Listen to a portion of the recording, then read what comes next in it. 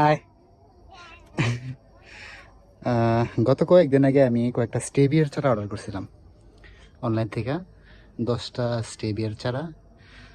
যারা না চিনেন তাদের জন্য বলি, স্টেবিয়া হচ্ছে চিনির বিকল্প। এই পাতাগুলো অনেক মিষ্টি, চিনির চাইতে প্রায় 50 গুণ বেশি মিষ্টি নাকি। তো এটা জানার পর আমি স্টেবিয়ার চারাগুলো অর্ডার করছিলাম, আর এই জায়গায় গর্ত করে রাখছি, এই জায়গায় আমি রোপণ করব। তো এই যে এইগুলো হচ্ছে স্টেবিয়ার চারা, মানে প্রতিটা চারা আমি কিনছি, আমার কিনা পড়ছে কুরিয়ার চার্জ সহ 150 টাকা করে, 150 টাকা করে। তা আমি আর সাফা দিকে টাকা দুইজনে এটা রোপণ করব। যে ভাইয়ের কাছে অর্ডার করছিলাম উনি অত্যন্ত সুন্দরভাবে এটা বাইদা দিছিল। বাইদা দেওয়ার পর মানে এটা আমার কোনো অবস্থায় খুলে নাই। এই যে এরকম চারা, স্টেবিয়ার চারা। তো এই চারাগুলা এটা রোপণ করা হবে এই যে এরকম গর্তের মধ্যে।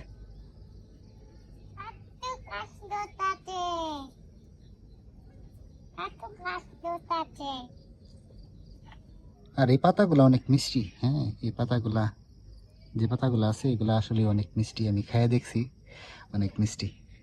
তো এটা বিকালবেলা লাগানোর রোপণ করার কারণ হচ্ছে, সকালবেলা যদি লাগাইতাম তাহলে হয়তো বা রোদের কারণে শুকাই যেত। এই জন্যে বিকালবেলা লাগাইলাম, যাতে সারা রাতে একটু অ্যাডজাস্ট হয়ে যায়, পরের দিন যেন সার্ভাইভ করতে পারে। পরের দিন, একদিন পর এই যে এই অবস্থা হয়েছে। এই যেরকম আমি গাছটা লাগাইছি 1 2 3 4 5 6 7 8 9 10, এই 10টা। তো আশা করা যায় এই জায়গায় ভালোই হবে, দেখা যাক কিরকম হয়। যেরকম, আর এটা পাতা মিষ্টি আছে, আমি খাইছি, মিষ্টি আছে। হ্যাঁ, কি কও? মিষ্টি খাও। তুই খাইছাস? না। একটু খাই দেখবি? কারো একটু খাই দেখ। না। এই যে এটা খাই দেখ, দেখতে কেমন লাগে?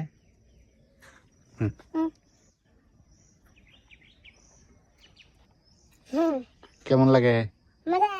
মিষ্টি? খা। মিষ্টি মিষ্টি লাগে? আচ্ছা।